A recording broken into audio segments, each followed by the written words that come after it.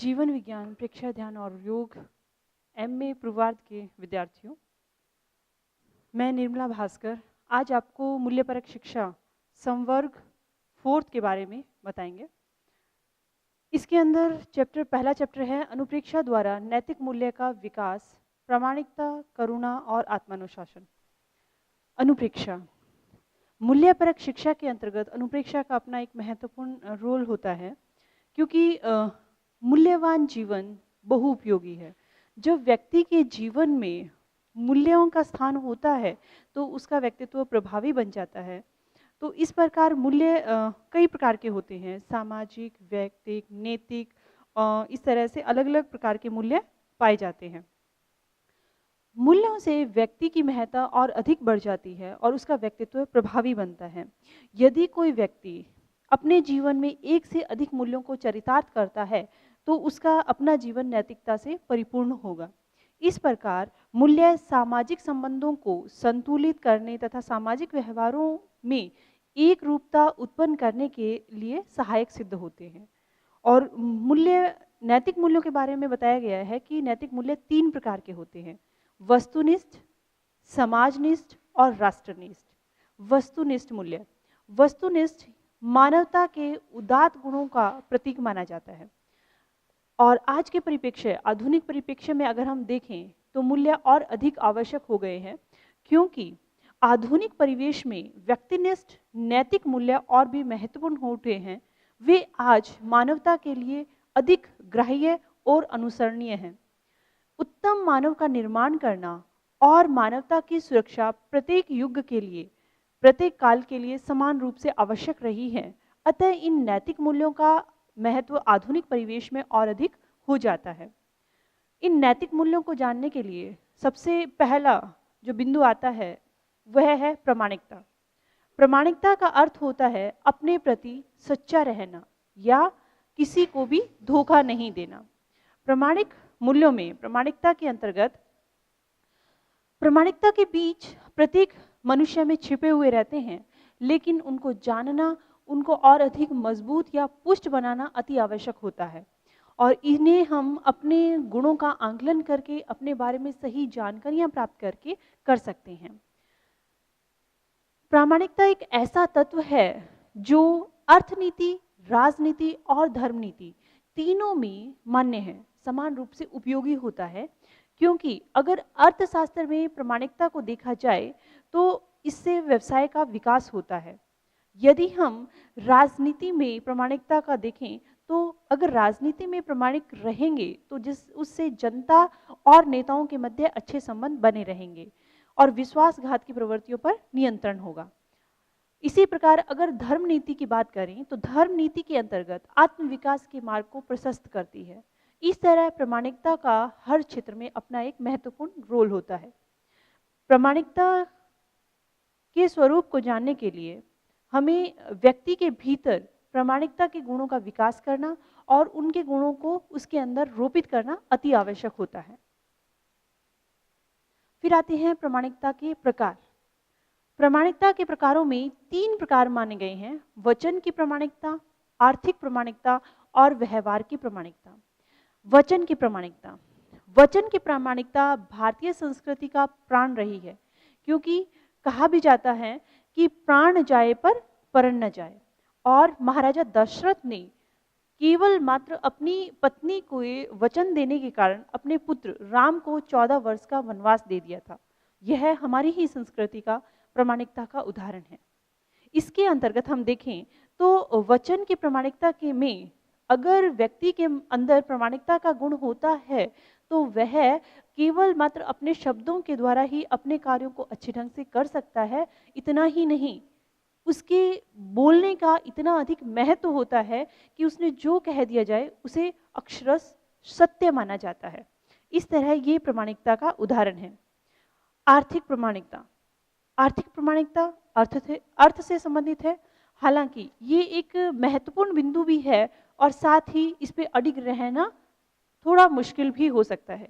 प्रत्येक व्यक्ति अर्थ के लिए अग्रसर होता है, लेकिन अर्थ से अगर उसे फायदा हो रहा है तो वह दूसरे का अहित ना करे, इस तरह की प्रामाणिकता हमारे जीवन में, हमारे आसपास या फिर हमारे ग्रंथों में देखने को मिलती है। यह सबके लिए पालनीय होनी चाहिए। आर्थिक प्रामाणिकता का एक अच्छा उदाहरण है आचार्य नरेंद्र देव। आचार्य नरेंद्र देव बहुत बड़े विद्वान और राजनीतिज्ञ थे। जब वे चांसलर थे तो उस समय एक बार तांगे में यात्रा कर रहे थे, तो उनके जानने वालों ने, किसी ने उनसे कहा कि वे, उनके पास कार है तो वो तांगे से क्यों जा रहे हैं। तो उन्होंने सहज भाव से उत्तर दिया कि कार मेरे विश्वविद्यालय के कार्यों के लिए है, मैं उसे अपने निजी कार्यों के लिए उपयोग में नहीं ला सकता और आज मैं अपने निजी कार्यों के लिए जा रहा हूँ। ये था उनकी आर्थिक प्रामाणिकता का एक उदाहरण। इस तरह से आर्थिक प्रामाणिकता के कई उदाहरण हमें देखने को मिलते हैं और कहा जाता है कि अर्थ सूची सूची, अर्थात अगर सही ढंग से प्रामाणिकता का पालन किया जाए तो अर्थ के अंदर भी प्रामाणिकता को लाया जा सकता है। फिर बात आती है व्यवहार की प्रामाणिकता की। व्यवहार की प्रामाणिकता वह प्रामाणिकता जिससे एक दूसरे के मध्य विश्वास की भावना को उत्पन्न किया जा सके। व्यवहार की प्रामाणिकता से पारिवारिक रिश्तों में मधुर संबंध बनते हैं, साथ ही कलह जैसी समस्याओं को भी कम किया जा सकता है। सभी अपने आप में कहने में तो प्रामाणिक व्यवहार करते हैं, लेकिन वास्तव में वह कितना प्रामाणिक है ये सोचने की आवश्यकता है, क्योंकि प्रामाणिकता का सही आंकलन या सही परीक्षा तभी होती है जबकि उसकी परिस्थितियां उसके अनुकूल नहीं हैं और तब भी वह अपने व्यवहार को प्रामाणिक रखता है। अर्थात यदि कोई विद्यार्थी यह कहे कि मैं प्रामाणिक हूँ, मेरे व्यवहार में प्रामाणिकता है, लेकिन परीक्षा की घड़ी में जब उसे उत्तीर्ण होना है और उसके लिए यह बहुत महत्वपूर्ण है और वहाँ वह प्रामाणिक रहे, तो उससे उसकी वास्तविकता का पता चलता है। फिर आता है प्रामाणिकता का महत्व। स्वामी विवेकानंद जी जब अमेरिका गए तब उनसे किसी ने प्रश्न किया कि महात्मा गांधी की क्या विशेषताएं हैं। तब उन्होंने उनकी 3 विशेषताएं बताई थी। पहली थी प्रामाणिकता, सत्याग्रह और सादगी। इसमें पहली विशेषता है प्रामाणिकता, और प्रामाणिकता का अधिक महत्व है, यह बात इसी से सिद्ध हो जाती है कि विवेकानंद जी ने भी पहली विशेषता प्रामाणिकता को ही बताया और महात्मा गांधी इसके एक अटूट उदाहरण रहे हैं। जॉर्ज वॉशिंगटन ने भी कहा था कि मैं उम्मीद करता हूं मुझ में हमेशा इतनी दृढ़ता और गुण हो कि मैं एक ईमानदार आदमी के रूप में जाना जा सकूं, जो मेरे लिए दुनिया के किसी भी महत्वपूर्ण ओहदे से अधिक होगा। तो इस तरह से हम जिन भी आदर्शवादी व्यक्तित्व के बारे में जानते हैं, वे सभी आज इसलिए जाने जाते हैं क्योंकि उनके व्यवहार में प्रामाणिकता थी। तो इस तरह प्रामाणिकता की अनुप्रेक्षा के माध्यम से भी प्रामाणिकता के व्यवहार को और अधिक पुष्ट किया जा सकता है। ज्योति केंद्र पर श्वेत रंग का ध्यान करके अनुचिंतन करना चाहिए, जिसमें कि मेरी संकल्प शक्ति का विकास हो रहा है और प्रामाणिकता के भाव पुष्ट हो रहे हैं। इस शब्दावली का उच्चारण कर अनुचिंतन किया जाता है और अनुचिंतन में ये ध्यान में रखा जाता है कि प्रामाणिकता से क्या फायदे हो सकते हैं और जो व्यक्ति प्रामाणिक नहीं है उससे क्या हानियां होती है। तो एक विशेष शब्दावली के साथ इसका अनुचिंतन किया जाता है, जिसमें कि अप्रामाणिकता एक असाधारण आवेग है, यह बहुत बड़ी बुराई है और जो भावना से अपरिपक्व होता है वही अप्रामाणिक व्यवहार करता है। तो इस तरह से उसकी पॉजिटिविटी को देखकर और उसकी नेगेटिविटी को समझकर व्यक्ति अपने व्यवहार को कम कर सकता है।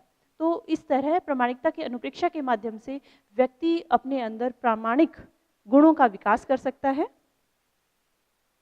करुणा। करुणा एक मानवीय संवेदन का मूर्त रूप है। प्रत्येक व्यक्ति को करुणावान होना चाहिए, लेकिन वह कितना करुणावान है वो उसके व्यवहार के माध्यम से स्पष्ट हो सकता है। व्यक्ति को सामाजिक, मनोवैज्ञानिक और नैतिक आधार प्रदान करती है करुणा। करुणा के माध्यम से व्यक्ति न केवल अपने व्यवहार को दयनीय या फिर ऐसे हम कह सकते हैं कि उसे और ज़्यादा विनम्र बना सकता है, उससे दूसरों का और ज़्यादा हित किया जा सकता है, तो करुणा का व्यवहार व्यक्ति के लिए अति उपयोगी होता है। अहिंसक व्यक्ति ही करुणाहीन होता है, क्योंकि जो व्यक्ति हिंसक होगा वह व्यक्ति अपने व्यवहार में करुणा का प्रयोग नहीं कर सकता, क्योंकि हिंसा व्यक्ति को करुणा करने ही नहीं देती। अतः करुणा के प्रयोग के लिए व्यक्ति को अहिंसक होना अति आवश्यक है। करुणा का अधिकारी कौन हो सकता है, इस बात की चर्चा हम कुछ बिंदुओं के माध्यम से कर सकते हैं, जिसमें पहला आता है, जो व्यक्ति प्राणी जगत को मित्रवत समझता है और सबके प्रति मैत्री का भाव करता है, वह व्यक्ति करुणा का प्रयोग कर सकता है और वह करुणा का अधिकारी होता है। क्योंकि जब व्यक्ति ये सोच के रखे कि जैसा व्यवहार मैं अपने साथ चाहता हूँ, यदि वही व्यवहार मैं दूसरों के साथ करता हूँ, तभी मैं एक अच्छा या करुणावान व्यक्ति बन सकता हूँ।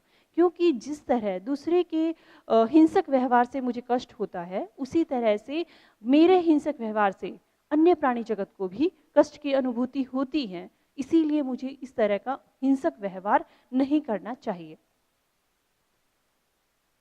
बुद्ध ने कहा कि आप भीतर प्रवेश करें। बुद्ध ने कहा, जब समस्त प्राणी दुख से मुक्त हो जाएंगे तो स्वतः ही करुणा का विकास होगा, और वह तभी संभव है जबकि व्यक्ति हिंसक व्यवहार ना करे। अहिंसा का प्रयोग के माध्यम से करुणा को विकसित किया जा सकता है। करुणा का महत्व। करुणा अहिंसा की भावना को पुष्ट करती है। करुणा प्राणियों के अस्तित्व की रक्षा करती है, क्योंकि करुणा के व्यवहार के द्वारा ही व्यक्ति स्वयं के अंदर अच्छाई को विकसित कर सकता है, दूसरों के प्रति संवेदनशील बन सकता है, और संवेदनशीलता के द्वारा ही प्राणी जगत का हित संभव है। अतः करुणा की भावना के लिए अहिंसा की भावना को पुष्ट करना अति आवश्यक है, या फिर हम कह सकते हैं करुणा अहिंसा की भावना को पुष्ट करती है। सभी प्राणी जगत जिनका अस्तित्व अपने आप में महत्वपूर्ण है, और उसका अस्तित्व तभी बनाकर रखा जा सकता है जब व्यक्ति प्रत्येक के लिए करुणावान होता है। अतः करुणा प्राणियों के अस्तित्व की रक्षा करती है। करुणा असत कार्यों से बचाती है। जो व्यक्ति करुणावान होता है वह दूसरों के प्रति गलत या बुरा व्यवहार, या फिर हम कहें हिंसक व्यवहार नहीं कर सकता। इसीलिए करुणा की भावना दूसरों के प्रति असत कार्यों से बचाती है। करुणा मैत्री का विकास करती है। प्राणी जगत मेरा मित्र है और मुझे सबके लिए करुणावान बनना है। यह व्यवहार मित्रवत व्यवहार है, और करुणा की अनुप्रेक्षा के माध्यम से या करुणा के भावों को अपने भीतर पुष्ट करके मैत्री के भाव का विकास किया जा सकता है। करुणा व्यक्ति के आचार को पवित्र रखती है, अर्थात करुणावान व्यक्ति कभी भी गलत आचरण नहीं कर सकता। इसे इस रूप में भी समझ सकते हैं कि स्वार्थ सिद्धि ग्रंथ यानी जो व्यक्ति स्वार्थ सिद्ध अपना स्वहित या स्वयं के स्वार्थ को सिद्ध करने के अलावा सोच रखता है, वही व्यक्ति करुणावान बन सकता है। करुणा स्वस्थ समाज का संरक्षण करती है। जहाँ स्वस्थ समाज की संरचना की कल्पना की गई है, उसके निर्माण के लिए प्रयासरत रहा जाता है, तो उसके अंदर एक महत्वपूर्ण रोल अहिंसा का होता है, और अहिंसा की भावना के द्वारा ही करुणा का विकास किया जाता है। क्योंकि समाज, एक स्वस्थ समाज तभी बन सकता है जबकि प्रत्येक व्यक्ति, हर दूसरे व्यक्ति या फिर प्रत्येक प्राणी जगत के प्रति जागरूक बने, उसके प्रति मित्रवत व्यवहार करे या उसके लिए करुणावान बने, तभी ऐसा संभव है। तो करुणा के द्वारा स्वस्थ समाज का संरक्षण किया जा सकता है। करुणा हृदय परिवर्तन में सहायक है। अहिंसा के प्रयोगों के माध्यम से हृदय परिवर्तन की बात कही गई है, क्योंकि अहिंसा एक ऐसा साधन है जो व्यक्ति के भीतर की बुराइयों को नष्ट करके उसके भीतर अच्छाइयों का निर्माण करती है या उनको उत्पन्न करती है। साथ ही साथ दूसरे के प्रति वह सहृदयता का विकास करती है। तो करुणा की अनुप्रेक्षा के माध्यम से करुणा के भाव को पुष्ट करके हृदय परिवर्तन किया जा सकता है। करुणा में त्याग की चेतना होती है। वह व्यक्ति जो करुणावान है वह दूसरों के प्रति सचेत होगा, अर्थात दूसरों के हितों के लिए वह स्वयं के हित का त्याग कर सकता है। तो करुणा त्याग की चेतना को विकसित करती है। इसी तरह से जैसे एक माँ अपने एकमात्र पुत्र के लिए अपने हितों का त्याग करती है या फिर अपनी जान की परवाह न करते हुए भी वह उसके हितार्थ कार्य करती है, तो इसी तरह से प्रत्येक व्यक्ति को राष्ट्र को अपनी क्योंकि धरती को माँ माना जाता है, तो राष्ट्र के प्रति अपने कर्तव्यों का भान करते हुए इसके प्रति त्याग की चेतना का विकास करना चाहिए, जो करुणा के माध्यम से संपन्न होता है। करुणा हमें जीने के लिए अर्थ तत्व प्रदान करती है। वह कर्म पथ में पथ दर्शक के रूप में सहायक बनती है और इससे मानवीय दुखों को दूर किया जा सकता है। करुणा के प्रयोग के लिए हिलेल कहते हैं कि जो तेरे लिए घृणाजनक है वह मैं अपने साथियों के लिए नहीं कर सकता, या उसे अपने साथियों के लिए प्रयोग नहीं करना चाहिए। जिस चीज़ से मुझे कष्ट होता है उसे मैं दूसरों के लिए प्रयोग में नहीं प्रयोग में लाऊंगा। यह करुणा की भावना है। नैतिकता का आधार करुणा। करुणा का संबंध संवेदनशीलता से है और संवेदनशीलता का भाव व्यक्ति के भीतर तभी जागता है जब करुणा की भावना उसके अंदर विकसित होती है। अतः जहां क्रूरता का भाव होगा या क्रूरता की भावना विकसित होगी, वहां करुणा की भावना नहीं आ सकती। इसीलिए क्रूरता के भावों को नष्ट करने और करुणा के भावों के विकास करने के लिए जीवन विज्ञान, प्रेक्षा ध्यान और योग के मध्य करुणा की अनुप्रेक्षा के बारे में बताया गया है। अनुप्रेक्षा का प्रयोग उसी तरह से जैसे पहले महाप्राण ध्वनि, फिर कायोत्सर्ग, फिर उसकी अनुप्रेक्षा की जाती है और उसके पश्चात अंत में 10 मिनट अनुचिंतन करके उस शब्दावली को अपने अचेतन मन तक पहुंचाया जाता है और महाप्राण ध्वनि के साथ प्रयोग संपन्न कर दिया जाता है। तो इसमें आनंद केंद्र पर गुलाबी रंग का ध्यान करके करुणा की अनुप्रेक्षा की जा सकती है, जिसकी शब्दावली है कि सम्यक दृष्टिकोण का विकास हो रहा है, करुणा का भाव पुष्ट हो रहा है। और अनुचिंतन के माध्यम से कि करुणा के भाव को विकसित करके कौन कौन से हितार्थ कार्य किए जा सकते हैं और जिसमें करुणा का भाव नहीं होता उससे क्या नुकसान हो सकते हैं, इनका सही ढंग से आंकलन करके धीरे धीरे करुणा के भावों को अचेतन मन तक पहुंचाकर उसकी भावना विकसित की जा सकती है और जिससे व्यक्ति करुणावान बन सकता है। आत्मानुशासन। आत्मानुशासन का अर्थ है स्वयं पर या स्वयं का अनुशासन। अपने आप पर अनुशासन की भावना आत्मानुशासन कहलाता है। बाह्य जो व्यक्ति अपनी स्वतंत्रता के हितार्थ कार्य करता है या जो व्यक्ति स्वतंत्र रहना चाहता है वह आत्मानुशासन का प्रयोग करता है, क्योंकि प्रत्येक व्यक्ति के ऊपर कोई ना कोई नियंत्रण होता है। या तो वह स्वयं अपने ऊपर नियंत्रण स्थापित करे और जिससे एक संयमित और अच्छा जीवन जिए, या दूसरे बाह्य रूप में उसके ऊपर नियंत्रण स्थापित किया जाता है। अतः स्वतंत्रता को बनाए रखने के लिए व्यक्ति स्वयं अपने ऊपर जो अनुशासन लगाता है, जो नियम या प्रतिबंध लगाता है, या फिर ये कहें कि स्वयं को एक अच्छी जीवन के अंदर ढालता है, वही आत्मानुशासन कहलाता है। और आत्मानुशासन नए सृजन करने की प्रतीक्षा कर रहे लोगों के लिए एक द्वार की तरह से होता है, जिसके माध्यम से नई चुनौतियों का सामना किया जा सकता है और सफलता के नए प्रतिमान स्थापित किए जा सकते हैं।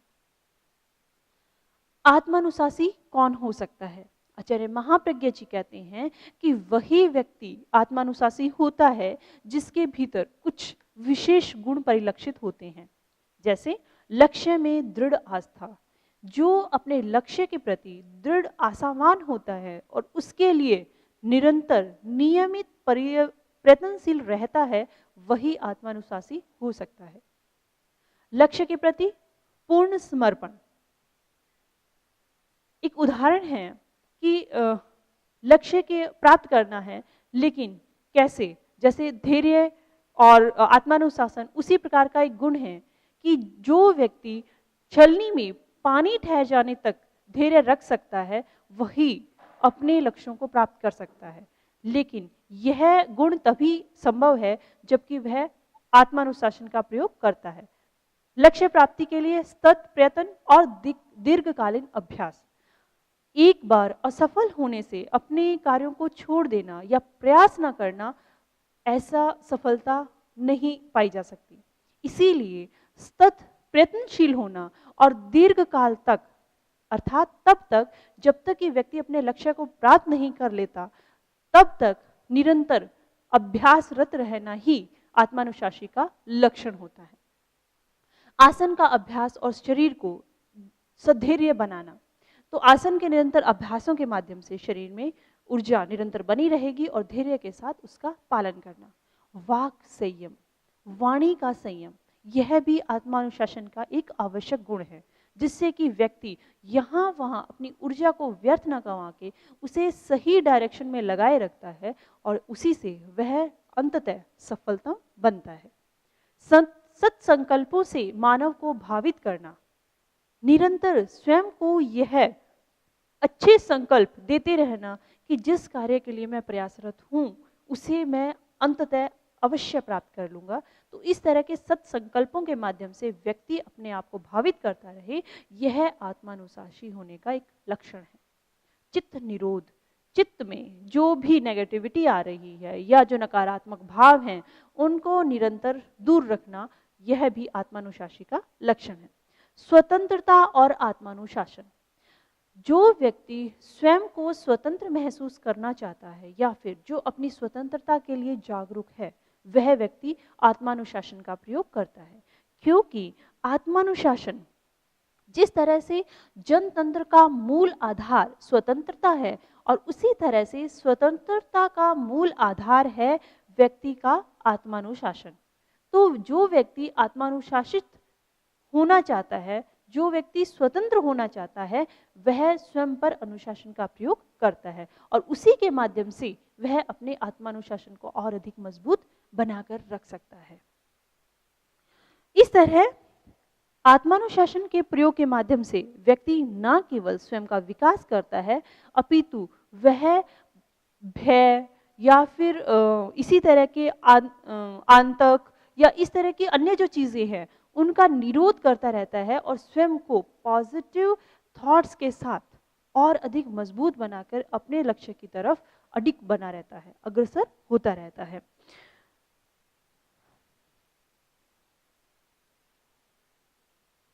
आत्मानुशासन का महत्व,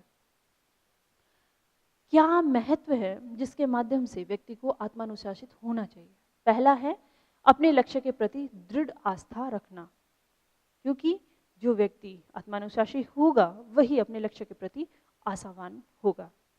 लक्ष्य के प्रति पूर्ण भाव से समर्पण की भावना, आत्मानुशासी व्यक्ति ही हमेशा निश्चित होकर अपने लक्ष्य के प्रति समर्पण की भावना से ओतप्रोत होता है, और वही व्यक्ति जो आत्मानुशासी है वह अपने लक्ष्य के प्राप्ति के लिए सतत प्रयासरत भी रहता है। संयमी जीवन जीता है। आज का आधुनिक परिवेश जिस रूप में है, जहां अनेकों ऐसे साधन हैं जो व्यक्ति को विचलित करते हैं, और एक विद्यार्थी के लिए संयमी जीवन अति आवश्यक है, क्योंकि उसके सामने उसका एक उज्जवल भविष्य होता है और उसे प्राप्त करने के लिए उसे दृढ़ आशावान रहना और उसके लिए अपने आप को संयमित रखना बहुत जरूरी है। अतः आत्मानुशासन के माध्यम से व्यक्ति अपने आप को संयमी बनाकर रखता है, जिससे वह अपने लक्ष्य को अच्छे ढंग से प्राप्त कर सकता है। अच्छे संकल्पों से भावित करना, यह भी आत्मानुशासन का एक महत्व है, जिसके माध्यम से व्यक्ति निरंतर अपने लक्ष्य के प्रति सचेत रहता है और अपने लक्ष्यों तक पहुंच सकता है। प्रसन्न चित्त रहना, आत्मानुशासी व्यक्ति हमेशा प्रसन्नचित्त रहता है, जिससे उसकी ऊर्जा 100% अपने कार्य में जिसमें वो लगाना चाह रहा है लगा सकता है, और प्रसन्न रहने से नकारात्मकता स्वतः दूर हो जाती है। समय का सदुपयोग करना, समय का भरपूर उपयोग विद्यार्थियों, सभी व्यक्तियों को हर एक मनुष्य को 24 घंटे प्राप्त होते हैं और उन्हीं 24 घंटों को एक व्यक्ति है जो मैनेज करके अपना अधिक से अधिक उपयोग करके अपने लक्ष्य को प्राप्त कर लेता है, और वहीं दूसरा व्यक्ति समय ना होने का गान गाता रहता है। तो ये दोनों में हम अंतर देखते हैं कि जो सदुपयोग कर रहा है उसके लिए समय पर्याप्त है, और जो उसका सही ढंग से उपयोग नहीं कर पा रहा उसके लिए समय की कमी हमेशा सामने रहती है। अतः समय का सदुपयोग आत्मानुशासी व्यक्ति का लक्षण है, महत्व उसके माध्यम से वह अच्छे ढंग से अपने कार्यों को निर्वहन कर सकता है। दूसरों के लिए प्रेरणादायी होना, हमने महात्मा गांधी के उदाहरण लिए, जॉर्ज वॉशिंगटन के, विवेकानंद के उदाहरण लिए। ये सब उदाहरण आज हम हमारे सामने देखते हैं। इसके पीछे कारण है कि इन लोगों ने अपने जीवन को समय का भरपूर उपयोग करके और दूसरों के हितार्थ, स्वयं को के हित को महत्व न देकर दूसरों के हितार्थ कार्य किए, जिससे ये दूसरों के लिए प्रेरणादायी बने। तो आत्मानुशासी व्यक्ति, चाहे वह मैं हूं या आप हैं या फिर कोई भी और, अगर हम आत्मानुशासी हैं तो अच्छे ढंग से हम दूसरों के लिए एक प्रेरणादायी उदाहरण बन सकते हैं। स्वस्थ जीवन शैली वाला आत्मानुशासी व्यक्ति, उसकी सोच सकारात्मक होती है, उसकी जीवन शैली स्वस्थ बनती है, जिससे कि वह दूसरों के लिए एक मिसाल के रूप में दिखाई देता है। मित्रवत व्यवहार करना, आत्मानुशासी व्यक्ति का यह एक लक्षण देखने को मिलता है कि उसका व्यवहार हमेशा दूसरों के लिए मित्रवत होता है, आध्यात्मिक प्रवृत्ति का होता है। तो आत्मानुशासी व्यक्ति के ये हमने भिन्न भिन्न लक्षण समझे, जिनके माध्यम से व्यक्ति अपने भीतर अधिक गुणों को विकसित कर सकता है। आत्मानुशासन के प्रयोग के माध्यम से वो ना केवल अपने अच्छाइयों को विकसित करता है, बल्कि अपने लक्ष्य को भी अच्छे ढंग से प्राप्त कर सकता है। तो इस तरह से आज हमने अनुप्रेक्षा नैतिक मूल्यों का विकास के अंतर्गत प्रामाणिकता, करुणा और आत्मानुशासन के बारे में जाना। ये तीनों ही गुण नैतिक मूल्यों के विकास के लिए अति आवश्यक हैं, और इन गुणों का पालन करके व्यक्ति अपने भीतर अच्छे व्यक्तित्व को निखार सकता है। आत्मानुशासन की अनुप्रेक्षा में शांति केंद्र पर पीले रंग का ध्यान किया जाता है और अनुचिंतन बार बार दोहराया जाता है, और अनुचिंतन को 10 मिनट दिया गया है। इसके पीछे रीज़न है कि जब व्यक्ति अधिक से अधिक अनुचिंतन का प्रयोग करता है तो उसके माध्यम से वह अचेतन मन तक उस शब्दावली को पहुंचा देता है, और अचेतन मन में एक बार जो बातें निश्चित हो जाती है, जम जाती है, वह हमारे साथ हमेशा बनी रहती है। अतः हमें ध्यान रखना चाहिए कि अनुप्रेक्षाओं के माध्यम से व्यक्ति अपनी नकारात्मकता को कम कर सकता है और सकारात्मक व्यवहार में वृद्धि कर सकता है। तो इस तरह से आज आपने नैतिक मूल्यों में इन 3 मूल्यों के बारे में जाना, और हमेशा यह विदित रहे कि मूल्यवान जीवन ही बहुउपयोगी होता है, और मूल्यों का जीवन में बहुत विशेष स्थान रहता है।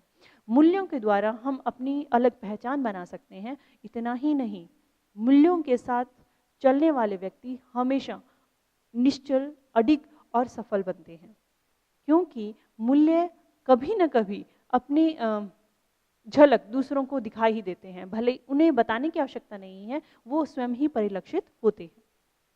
तो इस तरह से इन तीनों के माध्यम से हम नैतिक मूल्यों का विकास कर सकते हैं। कल हम इसी श्रृंखला में आगे के आत्मसंयम, अहिंसा, सत्य और अपरिग्रह के बारे में जानेंगे। धन्यवाद।